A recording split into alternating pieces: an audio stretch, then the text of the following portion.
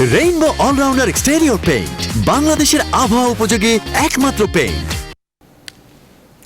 স্বাগত নিউজ 24 সকালের সংবাদে। সালেজুর চৌধুরী সংবাদের শিরোনাম জানাচ্ছিলাম, এবারে জানাবো বিস্তারিত। দেশে করোনার জাল সার্টিফিকেট সহ ভুয়া প্লাজমার জমজমাট ব্যবসা চলছে। জাল সার্টিফিকেট বিক্রি হচ্ছে 5 থেকে 7,000 টাকায়। কেউ ভুয়া পজিটিভ সার্টিফিকেট নিয়ে নানান সুযোগ সুবিধাও নিচ্ছেন। আইন শৃঙ্খলা বাহিনী বলছে প্রতারক চক্রের বিরুদ্ধে সতর্ক তারা। করোনা পরিস্থিতিতে কোনো হাসপাতালের বিরুদ্ধে রোগীর চিকিৎসা না দেওয়ার অভিযোগ পেলে অভিযান পরিচালনার কথাও জানিয়েছে। চিকিৎসকরা বলছেন দমনে আইন শৃঙ্খলা বাহিনীর আরও কঠোর হতে হবে। আরও জানাচ্ছেন মৌ খন্দকার। সাধারণ চিকিৎসার জন্য এখন হাসপাতালে ভর্তি হতে গেলে দরকার হয় করোনা নেগেটিভ সার্টিফিকেট। কারণ এই সার্টিফিকেট ছাড়া রোগী ভর্তি তো দূরের কথা, অনেক সময় চিকিৎসাই দিতে চায় না তারা। এর বাইরে কর্মস্থল, পোশাক কারখানা ও ভ্রমণের জন্য করোনা নেগেটিভ সার্টিফিকেট অনেকটা যেন বাধ্যতামূলক। আর এই সুযোগ নিচ্ছে প্রতারক চক্র। তারা বিভিন্ন হাসপাতাল, করোনা টেস্টিং সেন্টারের সিল, চিকিৎসকদের নাম, স্বাক্ষর ও করোনা সার্টিফিকেটের স্টাইল জাল করে ভুয়া সার্টিফিকেট দিচ্ছে। এই চক্র করোনা নেগেটিভ এবং পজিটিভ দুই ধরনের জাল সার্টিফিকেটই তৈরি করে চাহিদা অনুযায়ী। ঢাকা শহরে এসব সার্টিফিকেট বিক্রি হচ্ছে 5 থেকে 7,000 টাকা। একই সাথে বেড়েছে ভুয়া প্লাজমা ব্যবসায়ীদের দৌরাত্ম্য। প্রতারক চক্রদের দমনে আইন শৃঙ্খলা বাহিনীর কঠোর পদক্ষেপ নেওয়া প্রয়োজন বলে মনে করেন চিকিৎসকরা। আইন শৃঙ্খলা বাহিনী অভিযান পরিচালনা করলে খানিকটা কমবে, কিন্তু এইসব দুর্নীতির বিরুদ্ধে যারা এটা করছে তাদেরকে নির্মূল করতে হবে। আর করোনা পরিস্থিতিতে রোগীর চিকিৎসা না দেওয়ার অভিযোগ পেলে সেই হাসপাতালের বিরুদ্ধে অভিযান পরিচালনার কথা জানিয়েছে র্যাব। করোনা রোগীদেরকেও চিকিৎসা করতে হবে, ফিরিয়ে দিলে লাইসেন্স বাতিল হবে। অপরদিকে যদি অন্যান্য সাধারণ রোগীকে ফিরিয়ে দেওয়া হয়, সেই ক্ষেত্রেও কিন্তু তাদের বিরুদ্ধে আইনানুগ ব্যবস্থা নেওয়ার সরকারি নির্দেশনা রয়েছে, আইনও রয়েছে। আমরা সবসময় ওই সমস্ত পরিস্থিতিতে আমরা মানুষকে সাহায্য করতে প্রস্তুত থাকব। আর করোনা পরিস্থিতিতে রোগীর চিকিৎসা না দেওয়ার অভিযোগ পেলে সেই হাসপাতালের বিরুদ্ধে অভিযান পরিচালনার কথা জানান অতিরিক্ত মহাপরিচালক অপারেশনস কর্নেল তোফায়েল মোস্তফা সারওয়ার। মৌ খন্দকার, নিউজ 24, ঢাকা। পূর্ব রাজাবাজারের পর এবার রাজধানীর দক্ষিণ সিটির ওয়ারি এলাকায় শুরু হয়েছে 21 দিনের লকডাউন। স্বাস্থ্য অধিদপ্তর নির্দেশিত ম্যাপিং এর ভিত্তিতে স্থানীয় সরকার মন্ত্রণালয়ের নির্দেশনায় এই লকডাউন বাস্তবায়ন করছে ঢাকা দক্ষিণ সিটি কর্পোরেশন। থাকবে ভ্রাম্যমাণ আদালতও। তৌফিক মাহমুদ মুন্নার প্রতিবেদনে বিস্তারিত। গেল 9 জুন রাত 12টা থেকে 14 দিনের জন্য পূর্ব রাজাবাজারে রেড জোন ঘোষণা করে পরীক্ষামূলকভাবে লকডাউন করা হয়। আর শনিবার সকাল 6টা থেকে লকডাউনে যাচ্ছে ওয়ারি। ওয়ারি লকডাউন নিয়ে গেল 29 জুন স্থানীয় সরকার মন্ত্রণালয় প্রজ্ঞাপন জারি করে। তার পরদিন জনপ্রশাসন মন্ত্রণালয় থেকে ওয়ারি থানার 8টি এলাকাকে রেড জোন নির্দিষ্ট করে প্রজ্ঞাপন দেওয়া হয়। লকডাউন বাস্তবায়নের সময় দেওয়া হয় 72 ঘন্টা। তবে করোনা সংক্রমণ রোধে লকডাউন কার্যকর হতে চললেও এ নিয়ে ওয়ারি এলাকা মানুষের খুব বেশি উদ্বেগ উৎকণ্ঠা নেই। প্রয়োজনে অপ্রয়োজনে ঘুরে বেড়াচ্ছেন অনেকেই। সরকার জায়গা সরকার ঠিক আছে, রাইট, কিন্তু সরকারের উচিত যে সবাইকে কর্মসংস্থান দিয়ে তারপর সবকিছু লকডাউন করা। পৃথিবীর অন্যান্য দেশেও একই অবস্থা দেখতেছি আমরা। একবার লকডাউন দেওয়ার পরে অনেকটা স্টেবল হয়ে আসছে। লকডাউন বাস্তবায়নের শেষ মুহূর্তে প্রস্তুতি নিচ্ছেন স্থানীয় প্রশাসন ও সিটি কর্পোরেশনের কাউন্সিলর। আমরা সব প্রস্তুতি আমাদের প্রায় একদম শেষ পর্যায়ে। আমি মনে করি আমার ওয়ারিবাসী যথেষ্ট সচেতন, ওরা সুনাগরিক, ওরা লকডাউন মানবে, সরকারের যে কোনো আদেশ ওনারা মানবেন। সব ধরনের প্রস্তুতির কথা জানালেন ওয়ারির উপ পুলিশ কমিশনারও। শনিবার ভোর 6টা থেকে আমরা লকডাউন কার্যক্রম বাস্তবায়নে আমরা যাব। তো আমাদের মূলত আমরা সহযোগী শক্তি হিসাবে ঢাকা দক্ষিণ সিটি কর্পোরেশনকে আমরা অ্যাসিস্ট করব, সহযোগিতা করব। তো আমাদের প্রিপারেশন কমপ্লিট আছে, আমরা তৈরি আছি। আমরা আশা করি কালকে সকাল 6টা থেকে আমরা বাস্তবায়নে চলে যেতে পারবো। লকডাউন বাস্তবায়নে 21 দিনই ওয়ারি এলাকায় মোবাইল কোর্ট চালানোর কথা বললেন পুলিশের এই কর্মকর্তা। তৌফিক মাহমুদ মুন্না, নিউজ 24, ঢাকা। করোনা আক্রান্তদের পূর্ণাঙ্গ চিকিৎসার সব প্রস্তুতি সম্পন্ন করেছে বঙ্গবন্ধু শেখ মুজিব মেডিকেল বিশ্ববিদ্যালয়। আজ থেকে 120টি আইসোলেশন বেড এবং 250টি সাধারণ শয্যা সম্বলিত 370 বেডের করোনা ইউনিটের চিকিৎসা শুরু হবে। বিস্তারিত তহিদ শান্তের প্রতিবেদনে। বঙ্গবন্ধু শেখ মুজিব মেডিকেল বিশ্ববিদ্যালয়ে করোনা ইউনিট চালু করার নীতিগত সিদ্ধান্ত হওয়ার পর সবচেয়ে গুরুত্ব দেওয়া হয় কোভিড-19 ভাইরাসের সর্বগ্রাসী ছোঁয়াচে চরিত্রের ওপর। এজন্য এই ভাইরাসে আক্রান্ত সাধারণ রোগীদের 250টি বেড থাকবে কেবিন ব্লকে। অন্য রোগের রোগীদের নিরাপত্তার কথা ভেবে কেবিন ব্লকটি সি এবং ডি ব্লক থেকে পুরোপুরি বিচ্ছিন্ন করে ফেলা হয়েছে। একই কারণে আইসোলেশন বেডের ব্যবস্থা করা হয়েছে রাস্তার ওপারের বেতার ভবনে। 120 হলো আইসোলেশনে বেতার ভবনে, আর 250 হলো এই বিল্ডিং এ কেবিন ব্লকে। আমাদের অভয়টা হলো এই ব্লকটা টোটালি অন্য বিল্ডিং গুলোর থেকে আলাদা করে রাখা হচ্ছে। নন কোভিড যেগুলো সার্ভিস দিবে সি ব্লক এবং ডি ব্লক, সেখান থেকে এই কেবিন ব্লকটাকে টোটালি আলাদা করা হচ্ছে, যেহেতু এখানে আইসিইউ সার্ভিস আছে। আইসিইউ সহ সব ব্যবস্থাই প্রথম দিন থেকে পূর্ণরূপেই চালু থাকবে বিএসএমএমইউতে। রুগী যাদের ভর্তির জন্য নিজেরা শ্বাসকষ্ট হবে তারাই আসবে ভর্তি হওয়ার জন্য। হসপিটালে যেরকম ভাবে যাচ্ছে ভর্তির জন্য যারা আসবে তারা প্রথমে নিচতলায় আসবে। সেখানে আমাদের ট্রায়ালস বলে একটা ইমার্জেন্সি সেন্টার আছে, সেখানে চিকিৎসকরা পরীক্ষা করবে, পরীক্ষা করে ভর্তির উপযুক্ত হলে ভর্তি করবে। ফ্লো নেজাল ক্যানুলা দিয়ে যদি অক্সিজেন দেওয়ার লাগে সেটা দিবে। সব স্টেপ বাই স্টেপ সবকিছু দেওয়ার ব্যবস্থা আছে। কারণ এইটা নিয়ে এখন আইসিইউ সার্ভিস ছাড়া তো কোভিড চিকিৎসা দেওয়া যাবে না। কোভিড রোগীদের সরাসরি চিকিৎসা সুনির্দিষ্ট এবং কার্যকর গাইডলাইন তৈরিতে সহায়তা করবে এখানকার বিশেষজ্ঞদের, বলছেন কর্তৃপক্ষ। তৌহিদ শান্ত, নিউজ 24, ঢাকা। এবার দেশে করোনা পরিস্থিতির খবর। দেশে 24 ঘন্টায় নতুন করে 3114 জনের করোনা ভাইরাস শনাক্ত হয়েছে। একই সময়ে করোনা ভাইরাসে 42 জনের মৃত্যু হয়েছে। দেশে করোনা ভাইরাস সংক্রমণ প্রতিরোধ নিয়ে স্বাস্থ্য অধিদপ্তরের নিয়মিত অনলাইন ব্রিফিংয়ে শুক্রবার এই তথ্য জানানো হয়। সব মিলিয়ে দেশে 1,56,391 জনের করোনা শনাক্ত হয়েছে। দেশে করোনায় এখন পর্যন্ত মারা গেছেন 1,968 জন। নতুন করে মারা যাওয়া 42 জনের মধ্যে 32 জন পুরুষ, 10 জন নারী রয়েছেন। ব্রিফিংয়ে বলা হয় 24 ঘন্টায় সুস্থ হয়েছেন 1,604 জন। এখন পর্যন্ত সুস্থ হয়েছেন 68,048 জন। ব্যক্তিগত সুরক্ষা সামগ্রী 24 ঘন্টায় বিতরণ হয়েছে 5,300টি। এ পর্যন্ত বিতরণ হয়েছে 24,07,364টি ব্যক্তিগত সুরক্ষা সামগ্রী। বর্তমানে মজুদ আছে 1,20,881টি। আপনার সুরক্ষা আপনার হাতে। যার স্বাস্থ্যবিধি সবসময় বলা হয়ে থাকে সেগুলো অনুসরণ করুন এবং নিজে সুরক্ষিত থাকুন, সুস্থ থাকুন, আপনার পরিবারের সকল সদস্যকে সুস্থ রাখুন। বৈশ্বিক করোনা পরিস্থিতির খবর। বিশ্বজুড়ে করোনা ভাইরাসের মৃত্যুর মিছিলে একদিনে যোগ হয়েছে আরও 5,137টি প্রাণ।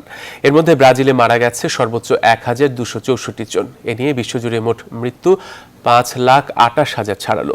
গেল 24 ঘন্টায় যুক্তরাষ্ট্রের রেকর্ড সর্বোচ্চ 54,000-এর বেশি মানুষের আক্রান্তের ঘটনা ঘটল।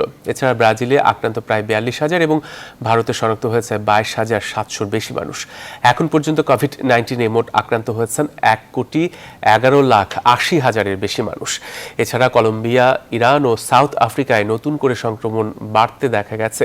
এদিকে যুক্তরাজ্যে 4 জুলাই থেকে লকডাউন শিথিলের ঘোষণা এলেও এখনই মসজিদগুলো খুলে দেওয়ার অনুমতি আসেনি। আগামী 13 জুলাই খুলতে পারে মসজিদগুলো।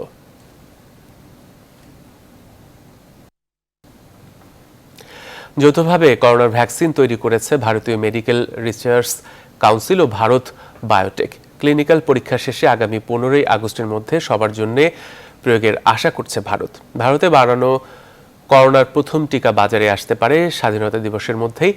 Bharat biotech international limited BBIL এর সহযোগিতায় এই টিকা বাজারে আনছে Indian council of medical research ICMR। বাজারে আনার আগে হিউম্যান ট্রায়ালের জন্য ভারতের অন্তত 12টি প্রতিষ্ঠানকে দায়িত্ব দেওয়া হয়েছে। বিশ্বের কোটি বেশি মানুষের মধ্যে ভারতে আক্রান্তের সংখ্যা প্রায় 7 লাখ ছুঁতে চলেছে। এখন পর্যন্ত বিশ্বের কোথাও করোনার কোনো টিকা বাজারে আসেনি। বেশ কয়েকটি টিকার ক্লিনিক্যাল ট্রায়াল চলছে।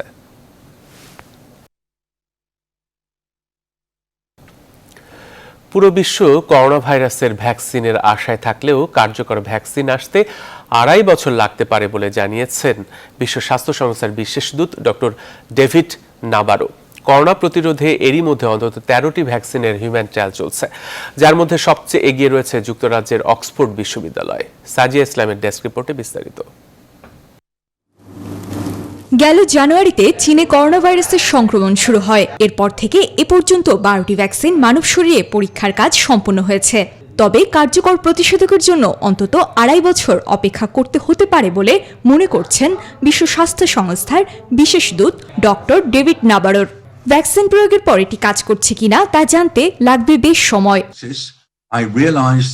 এরই মধ্যে যুক্তরাষ্ট্রের মডার্না, জার্মানির বায়োএনটেক, যুক্তরাজ্যের অক্সফোর্ড ইউনিভার্সিটি ও অ্যাস্ট্রাজেনেকা, চীনের সিনোভ্যাক ও বেইজিং বায়োলজিক্যাল ইনস্টিটিউট সহ রাশিয়াও সম্প্রতি ভ্যাকসিনের হিউম্যান ট্রায়াল শুরু করেছে। চীন নিজ দেশে ভ্যাকসিন পরীক্ষার সফলতার পর বহির্দেশে তাদের ভ্যাকসিনের পরীক্ষা চালানোর বিষয় জানালে বাংলাদেশও এ বিষয়ে আগ্রহী বলেও জানিয়েছে।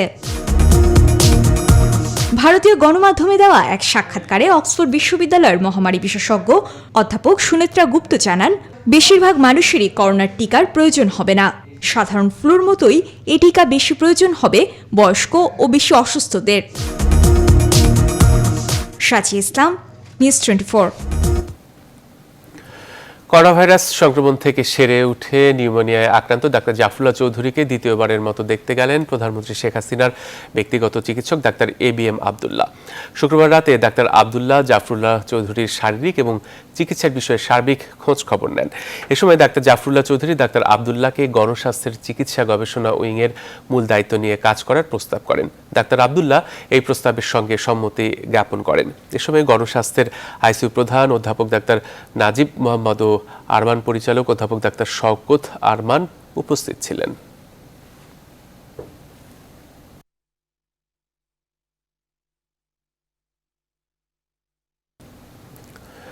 এবার অন্য প্রসঙ্গ।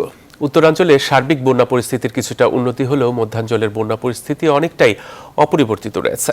তবে সিরাজগঞ্জ, জামালপুর ও টাঙ্গাইলের বন্যা কবলিত এলাকা এখনও পানিতে তলিয়ে আছে।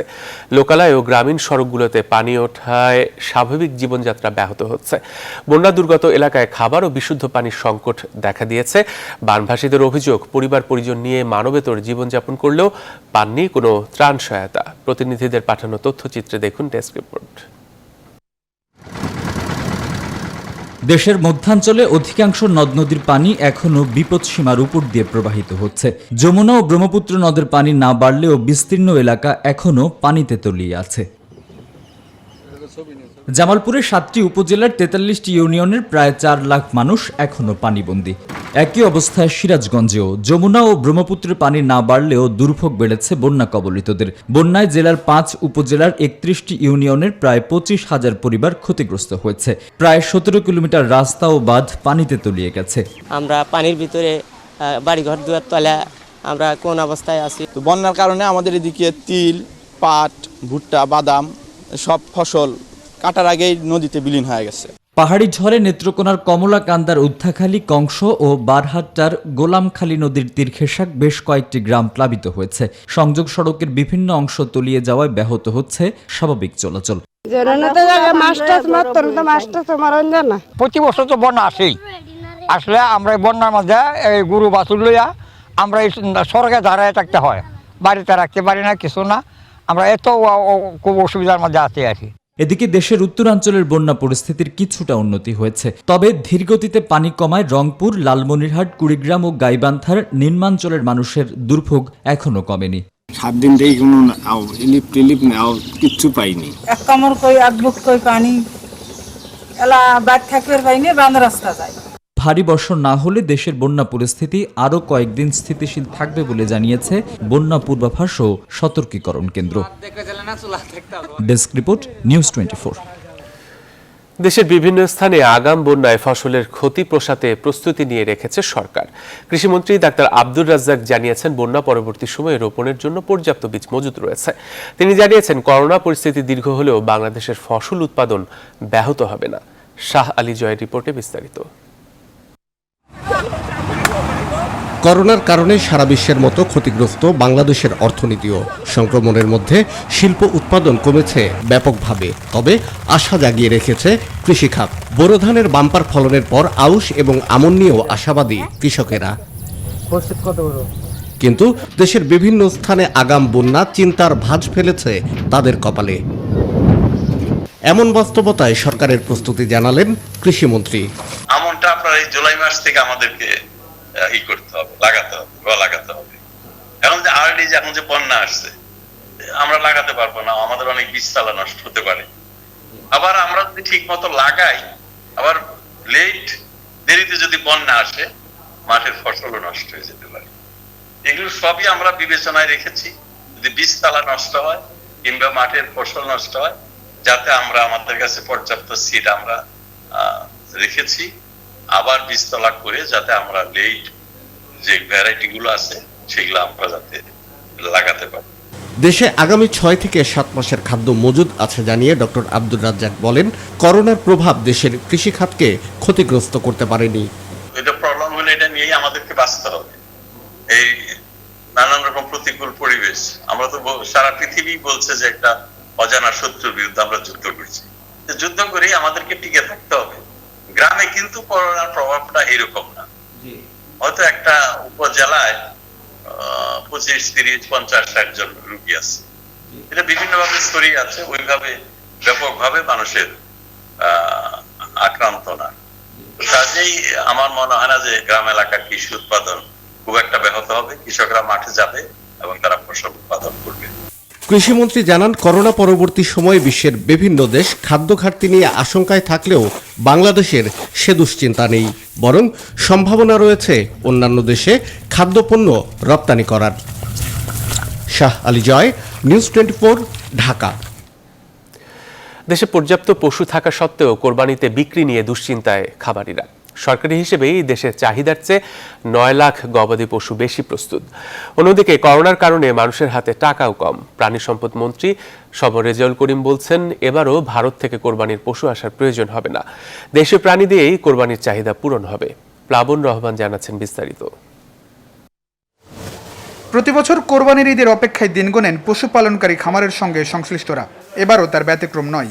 ঈদকে সামনে রেখে এসব ফার্মে চলছে পশুদের স্বাস্থ্যবান করে তুলতে সর্বাত্মক চেষ্টা। ঘাস সাথে খের মিক্সিং করে মিক্সার দিয়ে খাওয়াই। কুরবানি ঈদ উপলক্ষে প্রায় 120টা মতো গরু আমি মোটা তাজাকরণ করেছি। একটা টুস যে থাকা কারণ থাকে না, একবার ফিনিশিং গুঁড়া সেইটাই আমরা খাওয়াই। খাদ্যের দাম বেশি হওয়ায় গরু লালন পালনে খরচ বেশি পড়ছে বলে জানান কৃষক খামারিরা। একই সঙ্গে করোনার কারণে পশু বিক্রি নিয়েও তাদের কপালে চিন্তার ভাঁজ।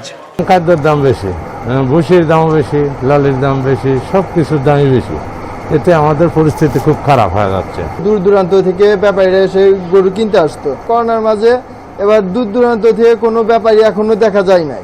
প্রাণী সম্পদ অধিদপ্তরের তথ্য বলছে, এবার ঈদুল আজহায় কোরবানির জন্য 1,10,00,000 গবাদি পশুর প্রয়োজন হবে, যার বিপরীতে সারা দেশে খামারগুলোই 1,19,00,000 গরু, ছাগল, মহিষ, ভেড়া প্রস্তুত রয়েছে। ফলাফল, সরকারি এ হিসেবেই চাহিদার তুলনায় 9 লাখ গবাদি পশু বেশি, যে কারণে আরও শঙ্কায় সংশ্লিষ্টরা। বেচা কিনের পরিস্থিতি খুবই খারাপ। এই লকডাউনের কারণে ব্যাপারী পত্র দেশের অন্যান্য জায়গার ব্যাপারীগুলো হাটে ঢুকতেছে না। গরুর দাম এসে 2 লাখ, দাম করতেছে 1,40,000। এই অবস্থা মানে যে অবস্থা, তাতে ফার্মেলার বাঁচার মতো উপায় নেই। প্রাণী সম্পদ মন্ত্রী বলছেন, যে পরিমাণ প্রাণী দেশেই আছে তাতে এবারের ঈদেও ভারত থেকে পশু আমদানির প্রয়োজন হবে না। বিগত বছরে কোরবানির সময় কিন্তু আমরা ভারত থেকে প্রত্যক্ষ বা পরোক্ষভাবে কোনো প্রাণী আনিনি, তাতে কিন্তু আমাদের কোনো সমস্যা হয়নি। আমরা গরু, মহিষ, ভেড়া, ছাগল উৎপাদিত প্রাণী পর্যাপ্ত পরিমাণ সরবরাহ করার মতো পর্যায়ে পৌঁছেছি।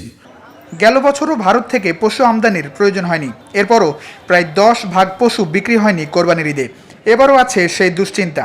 দেশের 9 লাখ অতিরিক্ত পশু থাকার বাস্তবতায় আসলেই কত পশু কোরবানির হাটে উঠতে পারবে, আর উঠলেও বিক্রি হবে কিনা সেই শঙ্কাও বড় করে দেখা দিচ্ছে খামারিদের মনে।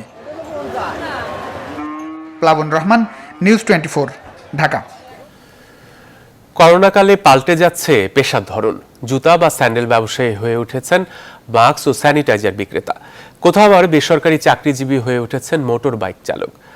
রাজধানীর বুকে টিকে থাকার সংগ্রামে অনেকের গল্প এখন এমনই স্বপ্নভঙ্গের। বিশেষ করে ফুটপাত ব্যবসায়ী ও অপ্রাতিষ্ঠানিক খাতে কাজ করা নিম্নআয়ের লোকেরা আছেন বড় সংখ্যায়।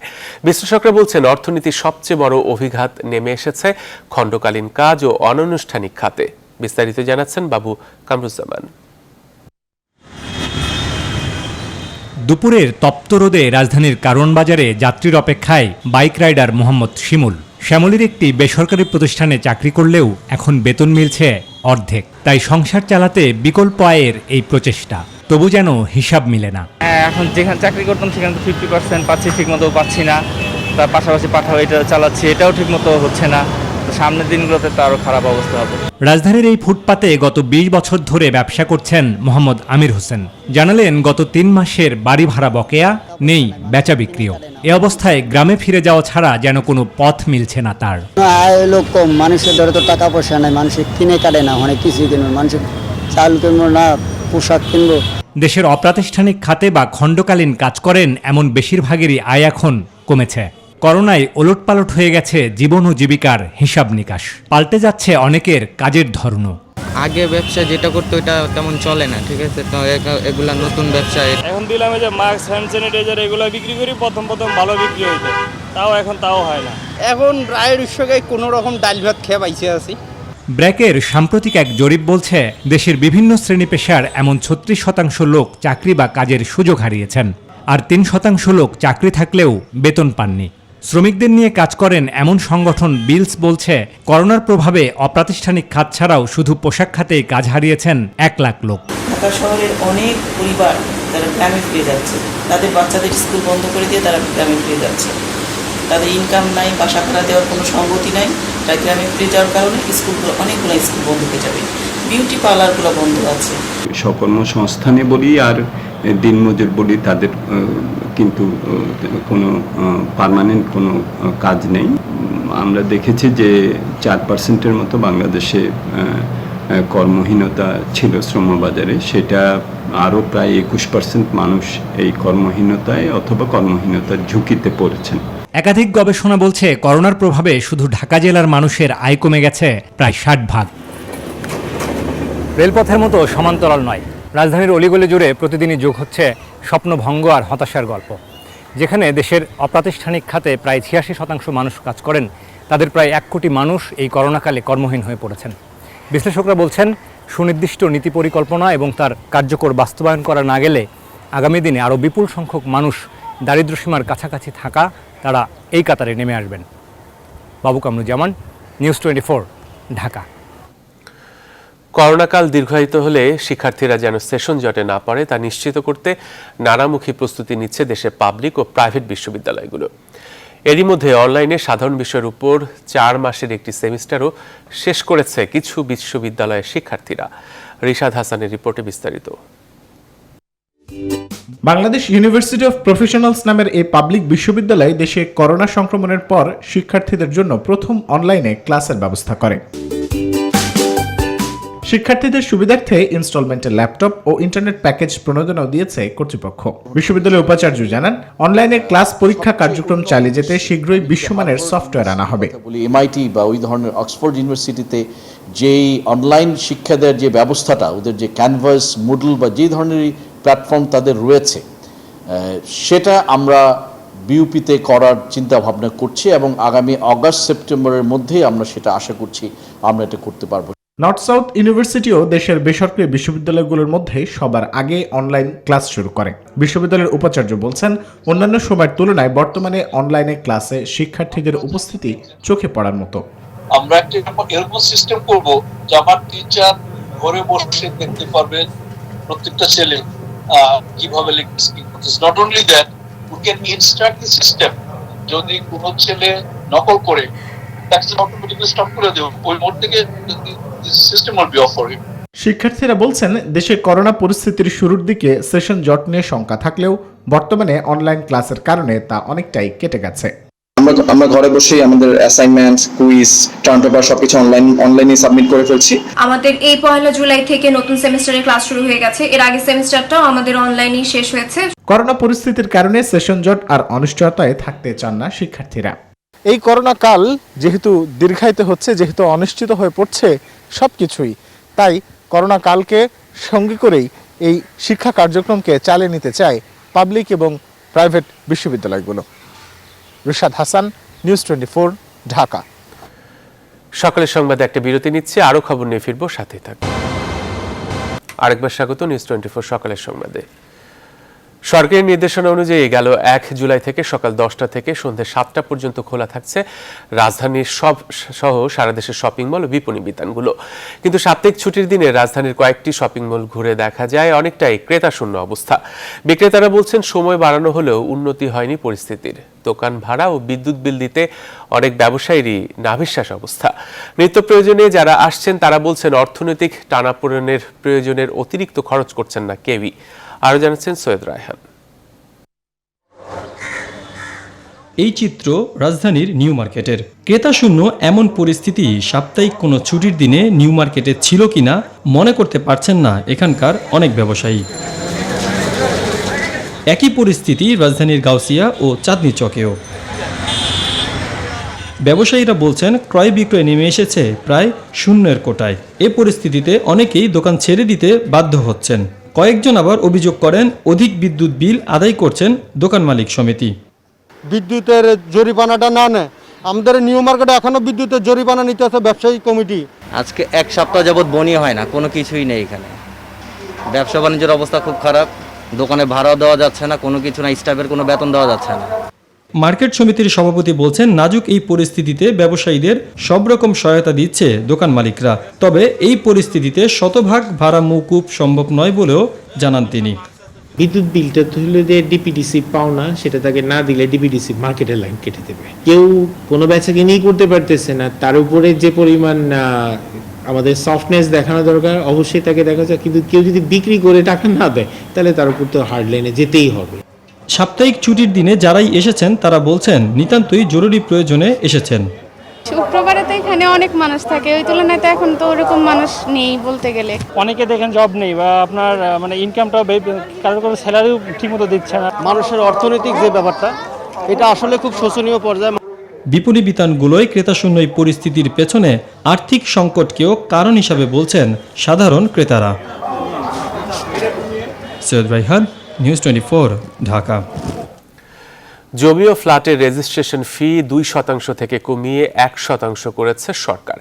এখন থেকে দলিলের মূল্যের 1% হারে রেজিস্ট্রেশন ফি দিতে হবে নিবন্ধনকারীদের। আইন, বিচার ও সংসদ বিষয়ক মন্ত্রণালয়ের আইন ও বিচার বিভাগের যুগ্ম সচিব AHM হাবিবুর রহমান স্বাক্ষরিত এক প্রজ্ঞাপনে এই সংশোধন জারি করা হয়েছে। এতে বলা হয়েছে দলিলের মূল্য 10,000 টাকার বেশি না হলে মূল্যের 1% নিবন্ধন ফি দিতে হবে, তবে সর্বনিম্ন ফি 100 টাকার কম হতে পারবে না। দলিলের মূল্য 10,000 টাকার বেশি হলে মূল্যের 1% হারে নিবন্ধন ফি দিতে হবে। জমি ও ফ্ল্যাট নিবন্ধনের ক্ষেত্রে স্ট্যাম্প ডিউটি 3%, মূল্য সংযোজন কর 3%, স্থানীয় সরকার কর হিসেবে 2% অর্থ পরিশোধ করতে হতো। গত ডিসেম্বরে স্ট্যাম্প ডিউটি 3% থেকে কমিয়ে 1.5% করা হয়।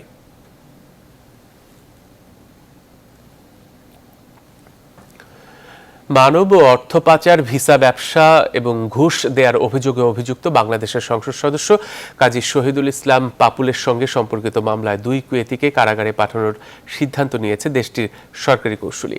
শুক্রবার কুয়েতের আরব টাইমস সংবাদ মাধ্যমে এই তথ্য জানানো হয়। প্রতিবেদনে বলা হয়, কুয়েতের জনশক্তি বিভাগের এক কর্মকর্তা ও জাতীয় গণপরিষদের এক সাবেক প্রার্থীকে 21 দিনের জন্য কেন্দ্রীয় কারাগারে পাঠানোর সিদ্ধান্ত নেওয়া হয়েছে। গেল সপ্তাহে এই মামলায় তদন্ত কাজ চালিয়ে যাওয়ার জন্য এমপি শহীদের আটকাদেশ আরও 21 দিন বাড়ানোর সিদ্ধান্ত নেয় সরকারি কৌঁসুলি।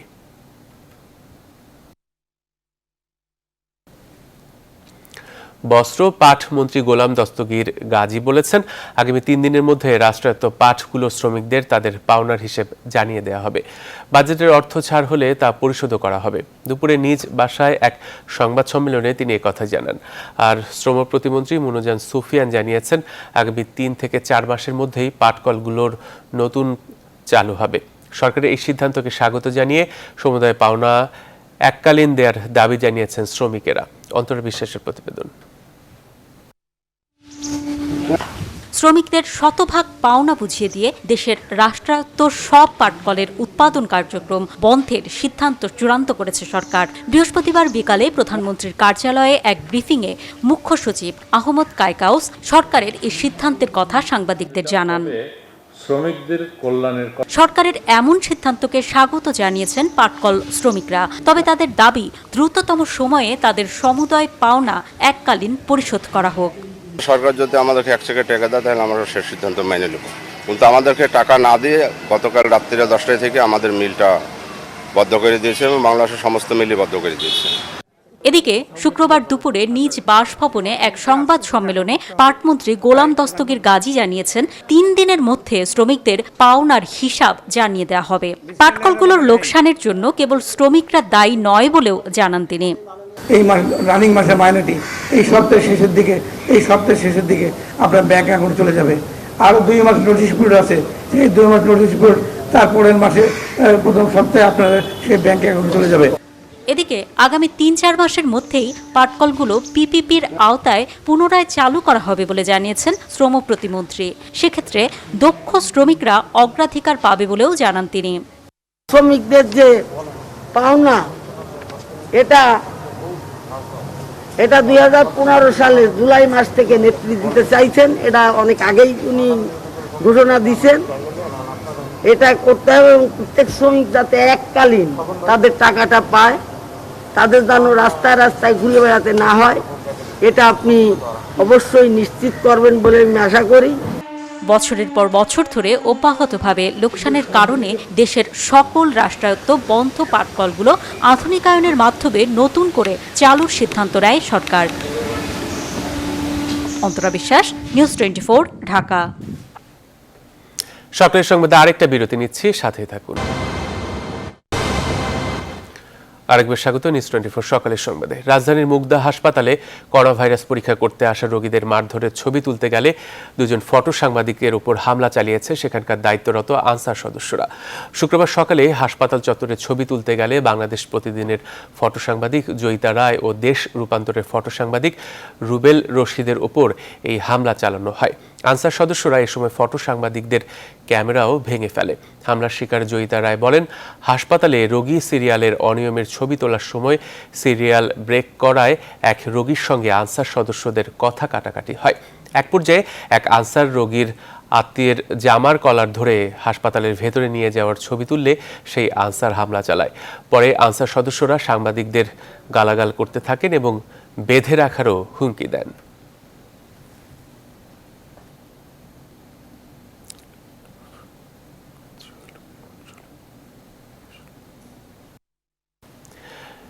এবারে প্রবাসের খবর। করোনা ভাইরাস প্রতিরোধে সাফল্যের দ্বার প্রান্তে মালয়েশিয়া। দেশটিতে গত 24 ঘন্টায় নতুন করে আক্রান্ত হয়েছেন মাত্র 5 জন। সেখানকার সর্বশেষ পরিস্থিতি আমাদের জানিয়েছেন সহকর্মী শাহাদাত হোসেন। করোনা ভাইরাসের প্রাদুর্ভাব ঠেকাতে মালয়েশিয়া সরকারের নেওয়া বিভিন্ন পদক্ষেপের মধ্যে অন্যতম ছিল ধর্মীয় উপশালাগুলো বন্ধ ছিল। বিশেষ করে মসজিদ, মন্দির সহ যেসব ধর্মীয় উপশালাগুলো সবগুলো বন্ধ ছিল। তবে মালয়েশিয়াতে কোভিড-19 নিয়ন্ত্রণ আসাতে বিভিন্ন প্রতিষ্ঠান খুলে দেওয়া হলেও মসজিদগুলো বিভিন্ন জায়গাতে খুলে দেওয়া হয়েছে। তবে এক্ষেত্রে শুধুমাত্র স্থানীয়রা নামাজ পড়তে পারবে। এখানে এখনো পর্যন্ত কোনো বিদেশি নাগরিক নামাজ পড়ার অনুমতি দেওয়া হয়নি। এর অন্যতম কারণ হিসেবে উল্লেখ করা হয়েছে বিশ্বের বিভিন্ন দেশে কোভিড-19 যে দ্বিতীয়বার যে সংক্রমণ বৃদ্ধি হওয়ার যে একটি ঝুঁকি, এই ঝুঁকি নিতে চাচ্ছে না মালয়েশিয়া সরকার। তারা বেশ আর কয়েকটি মাস তারা এটি পর্যবেক্ষণ করবে, তারপর তারা সিদ্ধান্ত নেবে সকল দেশের নাগরিকদেরকে মসজিদে প্রবেশের অনুমতি দেওয়ার ব্যাপারে। মালয়েশিয়ার স্বাস্থ্য মন্ত্রণালয়ের তথ্য অনুযায়ী গত 24 ঘন্টা নতুন করে 5 জন আক্রান্ত হয়েছে। এই নিয়ে সর্বমোট আক্রান্ত হয়েছে 8668 জন। নতুন করে 9 জন সুস্থ। ইতালির রোমে বরিশাল বিভাগীয় সমন্বয়ে গঠিত হয়েছে বরিশাল বিভাগ মান্তানিউয়াল ঐক্য পরিষদ। রোমে এক আলোচনা সভার মাধ্যমে নতুন কমিটি ঘোষণা করা হয়েছে। 75 সদস্যের এই কমিটিতে জামাল সর্দারকে সভাপতি, সুমন হক ভূঁইয়াকে সাধারণ সম্পাদক করা হয়। এ সময় রোমের বরিশাল বিভাগের প্রবীণ ব্যক্তিদের মধ্যে উপস্থিত ছিলেন ফয়েজ আহমেদ ফয়সাল, নজরুল ইসলাম মাঝি, কামরুল হাসান মন্টু সহ কমিউনিটির নেতৃবৃন্দ। এছাড়া বরিশাল বিভাগ সমিতি, বরিশাল বিভাগ যুব সমিতি, বরিশাল জেলা সমিতি, পিরোজপুর জেলা সমিতির নেতৃবৃন্দরা উপস্থিত ছিলেন। নতুন কমিটির পরিচিতি শেষে নৈশ ভোজের মাধ্যমে অনুষ্ঠানের সমাপ্তি হয়।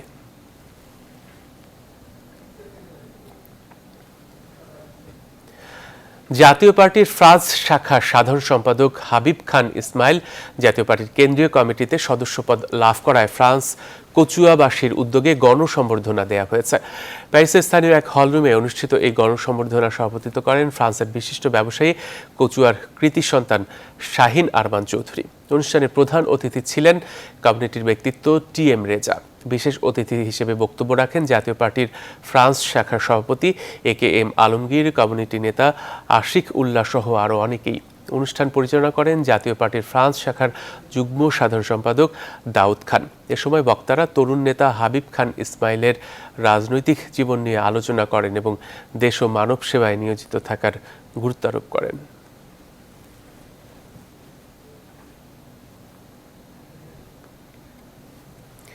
এবার নিউজ 24 আন্তর্জাতিক প্রসঙ্গ। আগ্রাসনের দিন শেষ বলে লাদাখ সীমান্তে হাজির হয়ে কড়া বার্তা দিলেন ভারতের প্রধানমন্ত্রী নরেন্দ্র মোদী। গালওয়ান উপত্যকা ঘিরে চীন ভারত সংঘর্ষের 2 সপ্তাহ পর আচমকা লাদাখ সফরে যান তিনি। এ সময় লাদাখ ভারতের অবিচ্ছেদ্য অংশ দাবি করে ভারতীয় সেনার পাশে থাকার বার্তা দেন নরেন্দ্র মোদী। আর লাইন অফ অ্যাকচুয়াল কন্ট্রোল ইতিমধ্যে স্পেশাল ফোর্স মোতায়েন করেছে দিল্লি। তবে অন্য উপায়ে চীনকে দমন করার চেষ্টা হলে দিল্লি ক্ষতিগ্রস্ত হবে বলে জানিয়েছে চীন। মাসুদ রানার ডেস্ক রিপোর্টে বিস্তারিত। গালওয়ান উপত্যকা ঘিরে চীন ভারত সংঘর্ষের পর হঠাৎ শুক্রবার স্থানীয় সময় ভোরেই প্রধানমন্ত্রী নরেন্দ্র মোদী লাদাখ পৌঁছেন। সীমান্ত চৌকি থেকে সেনা হাসপাতাল ঘুরে ঘুরে কথা বলেন বাহিনীর কর্মকর্তা ও সৈন্যদের সঙ্গে। এরপর সামরিক সমাবেশে দাঁড়িয়ে চীনের নাম না নিয়ে কড়া হুঁশিয়ারি দেন। পুরো বিশ্ব নে বিস্তারবাদ কে খিলাফ। বিস্তারবাদের যুগ শেষ। লাদাখ ভারতের অবিচ্ছেদ্য অংশ। যারা লাদাখে ভারতীয় ভূখণ্ডের দিকে তাকানোর সাহস দেখিয়েছে তাদের যোগ্য জবাব দেয়া হয়েছে। বিশ্বের অন্য সব দেশের বাহিনীর চেয়ে ভারতীয় সেনারা শক্তিশালী সেটা প্রমাণ হয়েছে। এদিন মোদীর সঙ্গে ছিলেন 3 বাহিনীর প্রধান CDS জেনারেল বিপিন রাওয়াত। এছাড়া গেল 15 জন গালওয়ানের সংঘর্ষে আহত জওয়ানদের সঙ্গেও দেখা করেন তিনি। ভারত চীন সীমান্ত উত্তেজনার মধ্যে মোদীর সীমান্ত সফর যথেষ্ট তাৎপর্য বলে মনে করছেন রাজনৈতিক মহল। ভারত এবং চীনের মধ্যে সীমান্ত সমস্যা ক্রমাগত বাড়ছেই। দুদেশেই সীমান্ত এলাকায় আরও বেশি সংখ্যক সেনা মোতায়েন করেছে। তবে চীনের মুখে আবারও শান্তির বার্তা। শুক্রবার যখন লাদাখ সফরে মোদী, অন্যদিকে চীনের পররাষ্ট্র মন্ত্রণালয়ের পক্ষ থেকে জানানো হয় সীমান্ত অঞ্চলে শান্তি বজায় রাখতে 2 দেশের একসাথে কাজ করা উচিত। তবে অন্য উপায়ে চীনকে দমন করার চেষ্টা হলে দিল্লি ক্ষতিগ্রস্ত হবে বলে জানায় চীনের পররাষ্ট্র মন্ত্রণালয়। মাসুদ রানা, নিউজ 24। সংবাদে আরেকটা বিরতি নিচ্ছি, সাথেই থাকুন। আবারও স্বাগত। পাকিস্তানের পূর্বাঞ্চলের একটি রেল ক্রসিংয়ে বাসের সঙ্গে ট্রেনের সংঘর্ষে 19 শিখ তীর্থযাত্রী নিহত হয়েছেন। এ ঘটনায় আরও বেশ কয়েকজন আহত হয়েছে বলে উদ্ধারকর্মীরা জানিয়েছেন।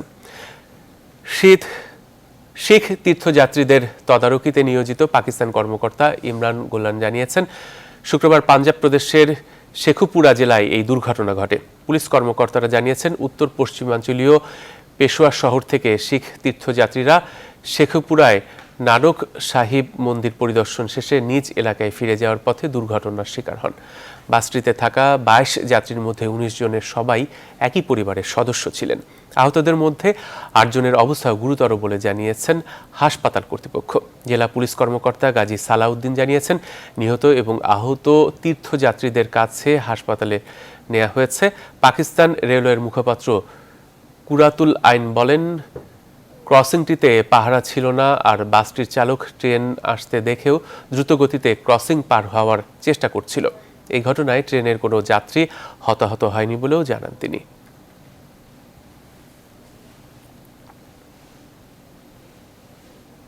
বলিউড তারকা সুশান্ত সিং রাজপুতকে নিয়ে বাংলাদেশে নির্মিত হয়েছে ডকু ফিল্ম হত্যা শেষে আত্মহত্যা। দেবাশিস বিশ্বাসের সার্বিক তত্ত্বাবধানে ডকু ফিল্মটি পরিচালনা করেছেন জীবন শাহাদাত।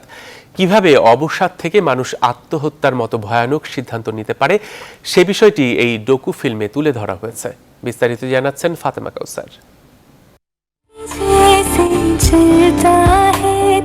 বলিউড তারকা সুশান্ত সিং রাজপুতের মৃত্যু 2 সপ্তাহ পার হয়েছে। এখনো এই মৃত্যু বেশ আলোচিত। হত্যা নাকি আত্মহত্যা, এ প্রশ্নের উত্তর খুঁজে চলেছেন তার ভক্তরা। ঠিক কী কারণে তার এই চলে যাওয়া? অর্থ সংকট, সম্পর্কের জটিলতা, মানসিক অবসাদ নাকি ফিল্ম পলিটিক্স? এমন প্রশ্নের উত্তর পেতে চান এমন দর্শকদের জন্যই নির্মাতা দেবাশিস বিশ্বাস নির্মাণ করেছেন ডকু ফিল্ম হত্যা শেষে আত্মহত্যা। অর্থাৎ সালমান খান ফিল্মস সহ সমস্ত বড় বড় প্রযোজনা প্রতিষ্ঠানকে প্রভাবিত করলেন যেন সুশান্ত সিং রাজপুতকে না নেওয়া হয়। এতে দেখানো হয়েছে ছোট পর্দা থেকে বড় পর্দায় আসা সুশান্তকে দর্শক ভালোবাসলেও শুধু স্টার কিড না হওয়ায় ফিল্ম পলিটিক্সের শিকার হন তিনি। তার কর্মজীবন থেকে শুরু করে নেপোটিজম পর্যন্ত, অর্থাৎ স্বজন পোষণ বা স্বজনপ্রীতি যাই বলি না কেন, যেটা বলিউডে খুব প্রকট আকৃতির আকার ধারণ করেছে। তো সেই জায়গার থেকেই আমার এই প্রয়াস, একজন চলচ্চিত্র প্রেমী হিসেবে তার প্রতি শ্রদ্ধার্ঘ, তার প্রতি ভালোবাসা সবই প্রকাশ করার একটা ইচ্ছা থেকেই এই ডকুফিল্মটা করা। ভয়েস ওভার, বিভিন্ন টক শো, উপস্থাপনা আর ফুটেজের মিশ্রণে নির্মাণ করা এই ডকুফিল্মটির দৈর্ঘ্য 25 মিনিট। দেবাশিস বিশ্বাসের ইউটিউব চ্যানেল দেবাটিউবে মুক্তি দেওয়া হয়েছে হত্যা শেষে আত্মহত্যা। ফাতেমা কাউসার, নিউজ 24, ঢাকা। আর এই ছিল এখনকার নিউজ 24 সকালের সংবাদে। সাথে থাকে সবাইকে ধন্যবাদ।